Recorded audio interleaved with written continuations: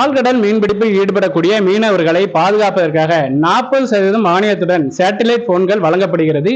தமிழகத்தில் தற்போது 100 சேட்டலைட் போன்கள் வழங்கப்படுகிறது. தூத்துக்குடியில் இன்று நடைபெற்ற மீனவர் குறைதீர் நாள் கூட்டத்தில் மண்டல மீன்வள இணை இயக்குனர் சந்திரா, இந்திய கடலோர காவல்படை கமாண்டன்ட் வருண், தூத்துக்குடி மீன்பிடி துறைமுக உதவி இயக்குனர் விஜயராகவன் முன்னிலை வகித்தனர். இந்த கூட்டத்தில் மத்திய அரசின் சம்பதா யோஜனா திட்டத்தில் தருவைக்குளம் கிராமத்தை சார்ந்த 25 மீனவர்களுக்கு தலா 40,000 ரூபாய் மானியத்தில் சேட்டலைட் போன்களை மாவட்ட ஆட்சித்தலைவர் கே. இளம்பகவத் வழங்கினார்.